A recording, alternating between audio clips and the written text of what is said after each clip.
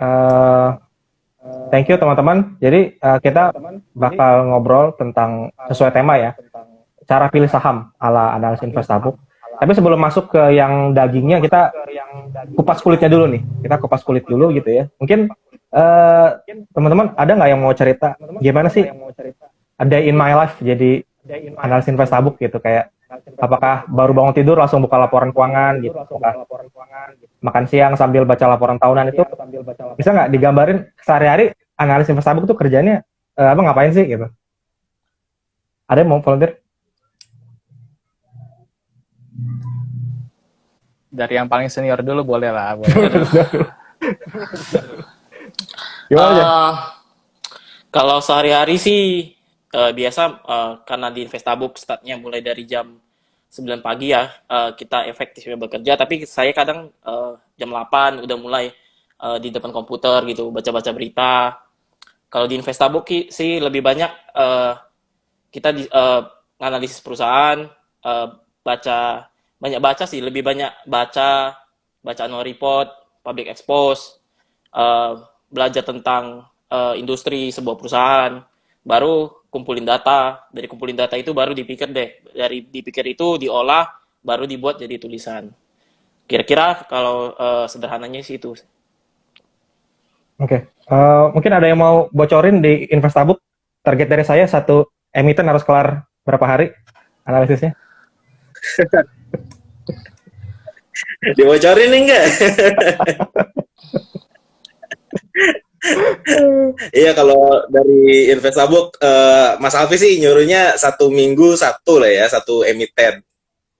Jadi kita mencoba lah untuk membaca namanya laporan tahunan yang nggak cuma setahun doang, jadi kayak ke belakang sampai 10 tahun, yang sebenarnya menurut saya tuh cukup menjadi tantangan sih buat saya sendiri, karena mungkin masih baru juga kali ya sebagai analis dari Investabuk. Gimana Dharma, mungkin ada experience yang bisa diceritain? Ini Ya sama sih, ya kurang lebih sama lah. Paling apa ya? Kadang mumet aja sih, mumet kalau misalnya lagi cari-cari data, nah itu datanya ketemu-ketemu, nah itu apa ya, mumet sih sebenarnya. oke. Kadang Tapi kadang kadang perlu lebih tuh. apa? Yes. Sebenarnya kadang perlu lebih seminggu. Jadi kadang Iya, iya. harus lembur lah, lembur. Jadi kadang harus lembur. Jadi curhat deh.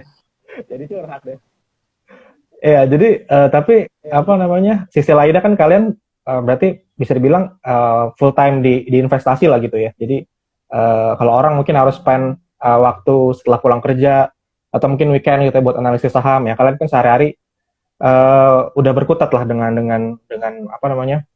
Laporan keuangan, laporan tahunan, terus kayak info-info soal industri, soal makroekonomi gitu ya. Nah, kita masuk nih ke bahasan inti kita pada malam hari ini. Bisa diceritain nggak kira-kira gimana sih step by step kalian dalam milih saham gitu? Kan namanya analis kan baru-baru ya setengah atau sepertiga jalan lah gitu kan.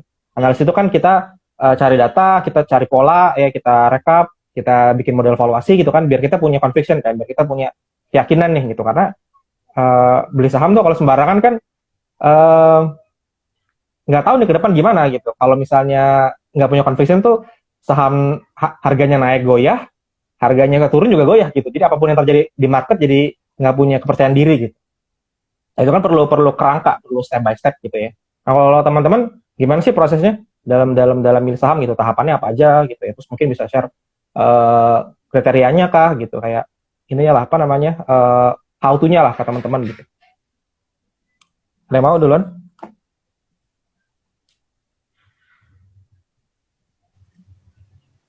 Coba saya deh Mas. Boleh. Kalau saya sih sebenarnya agak random ya. Hmm. Eh, nggak semerta-merta kayak harus analisis ini dulu. Sebenarnya kalau mau enak dalam menganalisis itu gimana ya? Sebisa mungkin sih banyak-banyak analisis dulu gitu loh. Kayak semakin banyak emiten yang dianalisis itu semakin bagus. Cuman emang nggak harus terlalu dalam analisisnya. Yang penting at least itu kita tahu model bisnisnya itu kayak gimana. Misal kalau bisnis Alfamart AMRT ya kita tahu gimana si AMRT ini kayak beli barangnya dari siapa, supaya dari siapa, cara dia memasarkan produknya gimana. Itu nggak harus sampai ke valuasi, nggak harus sampai apa. Yang penting kalau saya sih apa ya, tahu model bisnisnya, habis itu ya saya perbanyak dulu nih emiten. Nanti misalnya ada yang menarik, itu pasti kita lebih apa ya, pas ada momen yang tepat, itu kita bisa tuh pilih analisis pilih emiten mana yang mau kita analisis lebih dalam. Sama apa ya, nggak harus sendiri juga sih, kadang kayak dari sharing-sharing, ngobrol-ngobrol, nah itu bisa juga kalau misalnya teman-teman punya teman sharing tuh. Saya kemarin apa ya, ngobrol juga sama Jeffrey kan, nah itu kebetulan ngobrol-ngobrolin IMFG, nah itu saya taunya dari si Jeffrey sebenarnya. Kebetulan cocok model bisnisnya, harganya juga oke, ya bisa jadi, ya itu bisa jadi stock pick gitu loh dari ngobrol-ngobrol. Ya, oke. Jadi paling utama Dharma harus pahamin bisnisnya dulu ya. Karena kalau nggak ngerti bisnisnya, mau rasionya secakap apa, nggak akan bisa jadi conviction ya. Yang lain ada yang mau tambahin? Mungkin ada step yang beda dari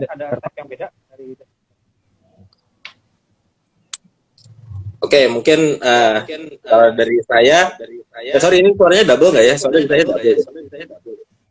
Biasanya sih ini ya. Double nggak masalah. Tapi kan Feedback ya? semua juga feedback sih tadi. Jadi ya udah terusin aja. Oke. Ya, kalau misalkan dari saya sebenarnya caranya cukup membuat kriteria sih di awal. Jadi kayak pengen cari nih perusahaan yang sekiranya bisa memberikan keuntungan buat saya gitu kan.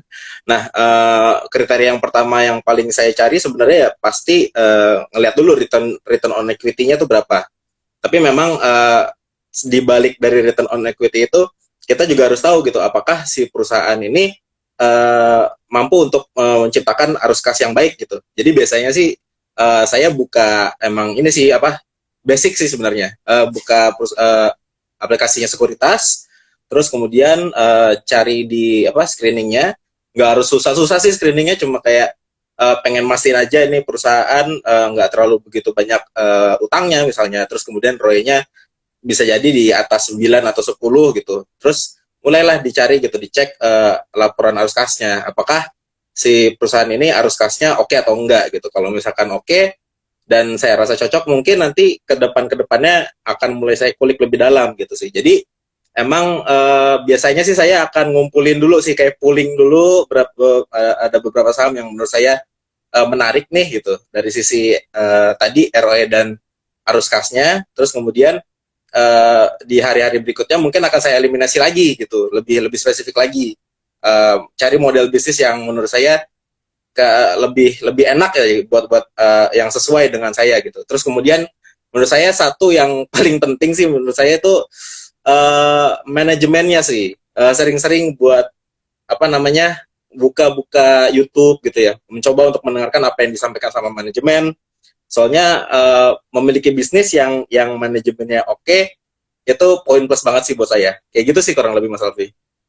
Oke, jadi tambahannya kalau Adi coba pakai sejumlah rasio buat bikin semacam shortlist ya, menyempitkan pilihan, terus dianalisis lebih dalam, dan nggak cuma bisnisnya dipahami yang bagus, tapi juga manajemennya yang bisa dipercaya gitu lah ya buat berpartner sama kita ya. Betul Mas Alfi. Oke, siap.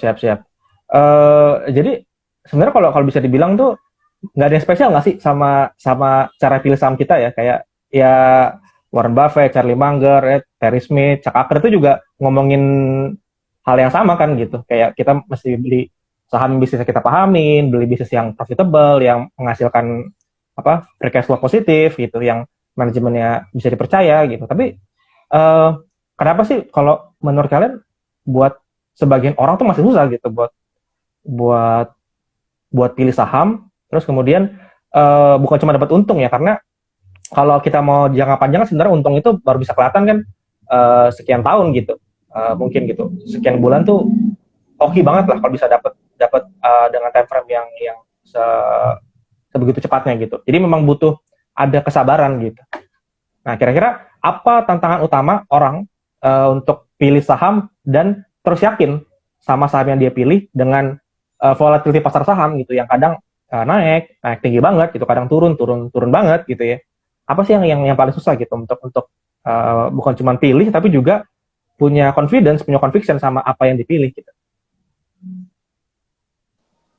Mungkin kalau dari saya itu yang paling susah itu sebenarnya satu itu kadang mungkin ngelihat envy ya, ngelihat saham orang lain kok bisa lebih cuannya lebih banyak dari saya gitu, atau mungkin harga belinya itu lebih murah dari saya. Itu mungkin jadi tantangan bagi orang, sulit buat punya conviction di sebuah saham. Tapi di sisi lain, eh, kebanyakan itu memang beli itu memang nggak analisa gitu. Kayak misalnya banyak juga orang curhat gitu kan, ngomong-ngomong beli saham ya berdasarkan eh, ya udah apa yang menarik dibilang langsung dibeli gitu. Padahal kadang kita mau beli sebuah komputer atau mau beli suatu barang aja, kadang mau research tuh, mau capek-capek bandingin nih antara produk satu dengan produk lain, mana yang lebih bagus. Tapi kebanyakan orang mempertaruhkan di saham itu enggak gitu gitu. Jadi takut ketinggalan kereta lah, ibaratnya. Jadi kebanyakan malah nggak bisa punya confidence karena itu nggak ngerjain tugas, nggak ngerjain PR. Jadi ngerjain PR-nya itu apa ya, mengumpul informasi sih. Kita mulai dari dulu mengumpul informasi, dan dipastikan mengumpulan informasinya itu bukan sebatas informasi doang. Jadi asal ambil sana sini gitu. Tapi kita harus lihat sumbernya dan pastikan bahwa itu sumber yang relevan bagi keputusan kita berinvestasi. Nah, setelah itu baru setelah kita kumpulkan datanya, ya udah baru kita buat penilaian kira-kira gimana nih, cocok nggak untuk diinvestasikan gitu. Terus dan yang paling penting itu ya MOS sih, margin of safety gitu. Oke, iya, apa namanya, definisi apa itu analisis juga kayaknya belum semua orang paham gitu ya. Kayaknya dulu pernah deh, saya lupa di kolom komentar apa di DM gitu ya, ada yang bilang apa namanya, sudah analisis gitu, cuman pas ditanya analisisnya yaitu ROI-nya sekian, PR-nya sekian, DR-nya sekian gitu ya. Ditanya bisnisnya apa aja nggak tahu, konsumen siapa nggak tahu. Ditanya apa namanya, misalnya kenapa arus kasnya bisa apa negatif terus nggak tahu gitu ya. Jadi itu masih belum analisis kayaknya ya, kalau cuma kayak gitu ya. Berspekulasi lah. Belum lah. Kalau spekulasi. Oke. Oke. Apa teman-teman yang hadir di live ini kalau punya pertanyaan boleh ya disampaikan di fitur question. Nanti kalau apa namanya masih ada waktu kita coba bahas pertanyaan dari teman-teman ya. Nah, kan teman-teman inilah ya apa namanya rutin bikin analisis ya, baik mungkin untuk keperluan pribadi ya, pengelolaan portofolio sendiri maupun juga tugas di Investabook gitu ya. Bisa nggak sih sharing mungkin satu persatu gitu ya, emiten apa sih yang lagi jadi fokus teman-teman gitu ya, dan mungkin bisa dikasih kisi-kisi lah apa sih yang menarik dari emiten itu. Mungkin nggak usah semuanya gitu ya, karena ya biarin mereka baca di AFK aja lah gitu ya. Tapi kasih kisi-kisi yang bikin mereka yang mungkin belum banyak orang tahu gitu dari emiten ini gitu. Mungkin ada yang mau duluan, siapa?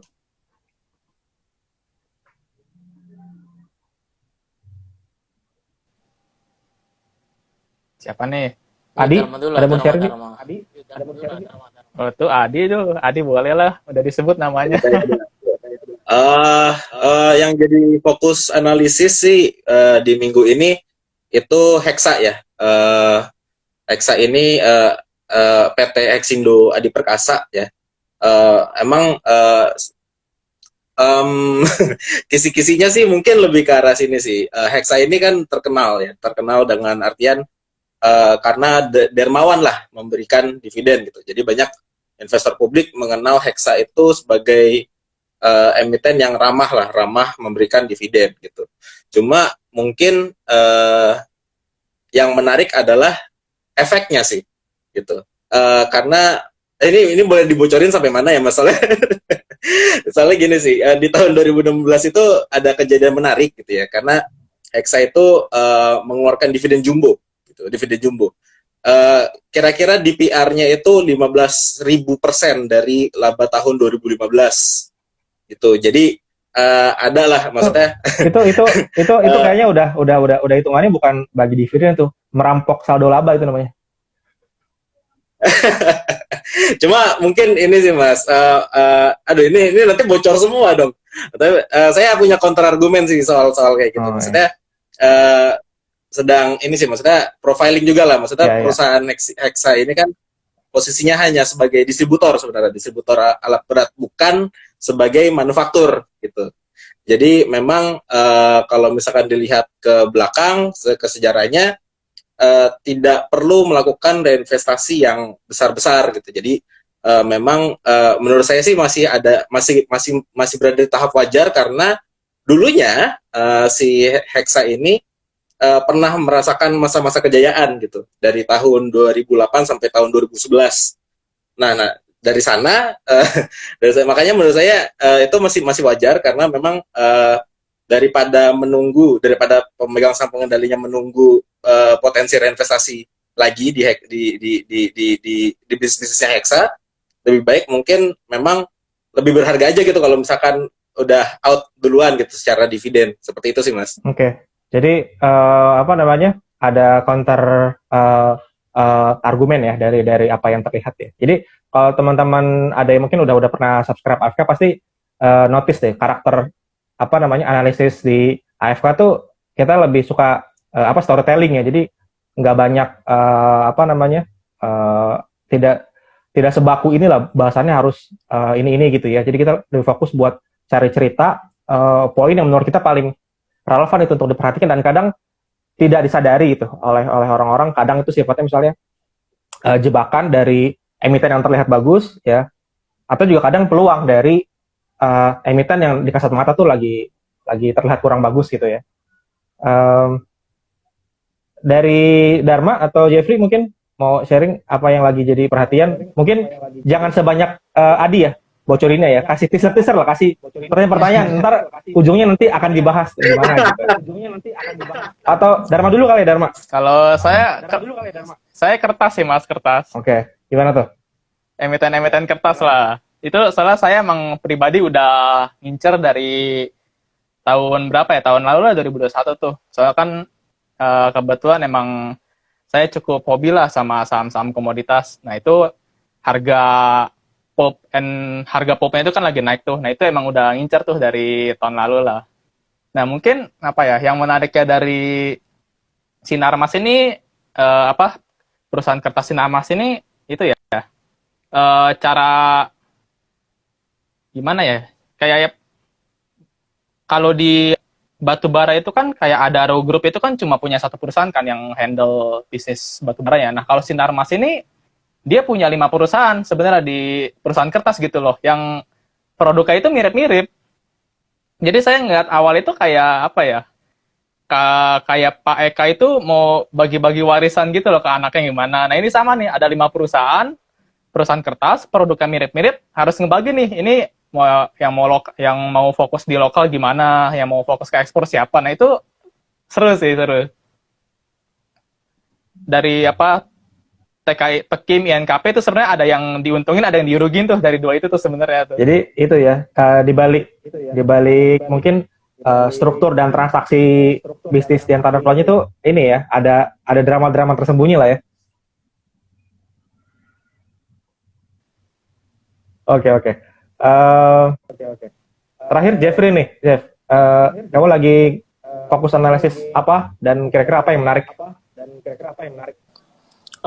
Kalau saya sekarang lebih fokus di perusahaan media ya, khususnya media televisi. Itu sebenarnya juga udah ada AFK-nya di Investabook, udah dibuat, udah saya tulis, dan ini lebih membandingkan sih antara SMA dan MNCN gitu. Mana yang kira-kira lebih menguntungkan kita sebagai investor jika kita beli gitu. Karena dua-dua ini menurut saya harganya sekarang ini udah menarik.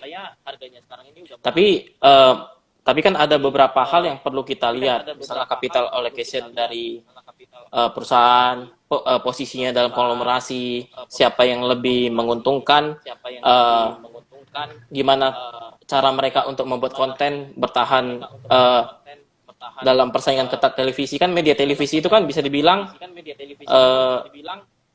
bisnis yang lumayan ketat ya persaingannya. Karena kan ketika kita nonton TV hanya bisa nonton satu channel gitu, nggak bisa nonton channel lain gitu. Nah menariknya di situ. Yang menarik, paling menarik sih sebenarnya cara mereka buat menarik penonton dan capital allocation mereka sih. Itu yang menarik dan mungkin bisa dijadikan bagi teman-teman misalnya yang mau berinvestasi di perusahaan konglomerasi itu cocok sih untuk mempelajari gimana sih sebenarnya kadang ada perusahaan itu mensupport kegiatan bisnis lainnya gitu. Jadi bisnis televisi ini walaupun dibilang sebagai bisnis yang sunset gitu kan, tapi padahal sebenarnya enggak loh. Kalau kita lihat di laporan keuangan itu masih bertumbuh revenue-nya. Jadi kenapa kira-kira harga sama yang turun gitu. Nah itu yang makanya jadi menarik gitu. Kira-kira itu sih teaser dari saya. Kalau yang lagi di analisis. Oke, mungkin kalau ngomongin televisi sunset tuh jadi inget ini ya, narasi kiamat batubara ya. Kita sampai pernah ngitungin ya, ini kiamat batubara nih kalau beneran kiamat kapan nih? Kapan nih Jeff ya? 2067 ya kayaknya ya, kalau dari hitung-hitungan kita ya. Kamu sempat hitung tuh. Iya, ada Yang benar-benar 20-an yang bagus, beritanya 17 yang jelek gitu. Jadi yang mana nih sebenarnya? iya. Jadi dalam waktu kurang dari 2 jam deh. Satu bilang kiamat di satu portal berita satu kiamat, terus tiba-tiba 2 jam kemudian batu bara tidak jadi kiamat gitu. Nah, ini kan aneh gitu. Iya, terus kalau kita coba hitung-hitung dari penggunaan batu bara sebagai sumber energi masih cukup besar kan gitu. Itu jadi satu pembelajaran penting ya soal batu bara gitu. Kalau narasi media itu belum tentu tepat gitu. Ya itu yang bikin kita harus ngerjain PR kita sendiri gitu. Dan ketika ada narasi populer yang nggak tepat, justru itu kan kesempatan buat kita gitu. Berarti ada misjudgment gitu ya. Nah, buat teman-teman yang mau cari misjudgment dari apa cara pandang atau persepsi yang populer, teman bisa ke website Investabuk ya. Kita udah rilis sekitar 100-an analisis di berbagai saham. Di search aja ada kolom search gitu ya. Kira-kira saham yang teman-teman mau analisis tuh udah kita bahas atau belum gitu ya. Yang pasti kita belum mengcover semua saham gitu, dan ke depan justru mungkin nggak akan makin banyak, tapi justru malah makin sempit gitu untuk memperdalam di beberapa industri yang akan jadi coverage kita. Mungkin malam hari ini itu dulu ya sharingnya. Teman-teman boleh request kira-kira mau bikin kayak gini lagi atau enggak berikutnya. Kalau mau boleh tulis di komen, atau nanti setelah dirilis rekamannya boleh tulis di komen. Kalau masih pengen bikin 3 live kayak gini lagi, mungkin nanti akan salah satu doang analis yang akan sharing. Kita mungkin bahas tema-tema spesifik ya. Sekarang kita bahas umum dulu, dan karena ada 4 orang ya yang bisa cover. Jadi selain saya ada 3 analis lain, jadi sektornya bisa macam-macam lah gitu. Karena saya percaya kompetensi orang tuh beda-beda gitu. Ada yang lebih kuat di sektor A, ada yang lebih kuat di sektor B gitu. Nah itu nanti kita bisa saling melengkapi berempat ini. Jadi yang bisa sharing bukan cuma saya ya di Investabuk ya, ada Jeffrey, ada Dharma, ada Adi. Jadi ditunggu aja. Mungkin juga nanti ada sesi misalnya kita diskusi Q&A di story gitu ya, selain IG Live juga bisa jadi di ke depan. Thank you teman-teman buat yang sudah join di live ini. Thank you Adi, Dharma, Jeffrey. Kira-kira untuk kata penutup ada nggak pesan-pesan yang savage gitu? Pesan-pesan yang yang singkat, padat tapi mengena gitu. Ada nggak yang mau kayak gitu, kata-kata bijak? Ada. Wah, belum disiapin Mas. Harus bikin draft dulu ya. Atau quote siapa gitu, kayak ada yang inget nggak mau di-sharing di sini untuk menutup? Ada nggak? Apa ya? Buat yang ini nih, buat yang lagi belajar invest saham gitu. Kalau dari saya sih mungkin jangan, yang tadi Jeffrey bilang sih, jangan gampang envy lah sama hasil dari orang lain, kayak ada yang pamer 100% atau ada yang pamer bisa beli mobil, beli rumah dalam setahun baru gabung saham. Nah itu apa ya, kalau teman-teman yang baru mulai jangan terlalu tergiur lah sama itu. Soalnya investasi ini kayak kita apa ya, lomba sama diri sendiri aja, jangan ngebandingin sama orang lain. Kayak misal kemarin final Champions League kayak bola ya Mas ya, itu kan yang nonton banyak Mas. Ada yang emang demen bola, ada yang benar-benar atletnya itu yang sering apa ya, yang hobi olahraga main bolanya itu kan sebenarnya banyak tuh ciri-ciri khas orang. Nah sama kayak di investasi, emang ada yang mau santai-santai aja, mungkin ada yang investasi untuk keperluan biaya sekolah anak atau emang buat jalan-jalan tahun depan itu investasinya di RDPU. Nah itu fine-fine aja. Ya sebenarnya jangan terlalu apa ya, jangan terlalu gampang tergiur lah sama yang di media sosial. Oke. Iya. Fokus sama diri sendiri aja, enjoy. Bagus. Itu pesan penutup yang bagus ya. Jadi jangan iri gitu ya. Walaupun pasti muncul tuh. Kan kita kadang nggak bisa mengendalikan perasaan kita kan. Pasti muncul tuh. Ya pasti muncul tuh rasa iri. Cuman gimana cara kita tahu gitu. Ketika kita ngelayani rasa iri itu ya kita bakal terjebak gitu untuk melakukan hal-hal yang tidak rasional dan mungkin merugikan kita gitu dalam jangka panjang.